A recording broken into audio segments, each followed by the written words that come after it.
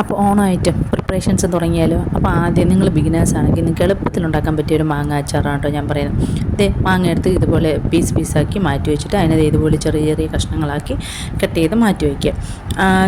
നിങ്ങൾക്ക് വലുതാണെങ്കിൽ വലുതാക്കി മാറ്റി വയ്ക്കാം. അതിലേക്ക് ഇത് കുറച്ച് കാന്താരി മുളകും സാധാരണ മുളകായിരുന്നാലും മതി കേട്ടോ. സാധാരണ മുളകാണെങ്കിൽ റൗണ്ടിന് അരിഞ്ഞിട്ട് അതും ഉപ്പും കായവും ഇട്ട് മാറ്റി ഒരു 2 മണിക്കൂർ വെച്ചേക്കാം. അതിന് 2 മണിക്കൂർ വെച്ചിരുന്നിട്ട് 2-3 മണിക്കൂർ വെച്ചിരുന്നാൽ മതി. എന്നിട്ട് അതേ ഒരു ചീനിച്ചട്ടി വെച്ച് ഞാൻ വെളിച്ചെണ്ണയാണ് കേട്ടോ ഒഴിക്കുന്നത്. നിങ്ങൾക്ക് നല്ലെണ്ണയുടെ ടേസ്റ്റ് ഇഷ്ടമാണെങ്കിൽ അത് ഒഴിക്കാം. ഞാൻ വെളിച്ചെണ്ണ ഇട്ട് കടുക് പൊട്ടിച്ചിട്ട് ഇതേ കുറച്ച് ഉലുവപ്പൊടിയാണെങ്കിൽ അത് ഇട്ട് കൊടുക്കാം. എന്നിട്ട് ഇതേ വെളുത്തുള്ളി ഇട്ട് അതിൻ്റെ പച്ചമണം ഒന്ന് മാറുന്നത് വരെ ഇട്ടിട്ട് മഞ്ഞൾപ്പൊടി ഇട്ട് ഫ്ലെയിം ഓഫ് ചെയ്തതിന് ശേഷം മുളക് പൊടിയിട്ട് നേരത്തെ നമ്മൾ അരിഞ്ഞ് വെച്ചിട്ട് മിക്സ് ചെയ്ത് വെച്ചിരുന്ന മാങ്ങ ഇട്ട് നന്നായിട്ടൊന്ന് ഇളക്കി യോജിപ്പിച്ചെടുത്തു. അത്രയേ ഉള്ളൂ.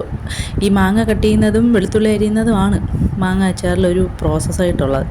നല്ല ടേസ്റ്റി ആയിട്ട് നല്ല ഭംഗിയുള്ള മാങ്ങ അച്ചാർ റെഡി.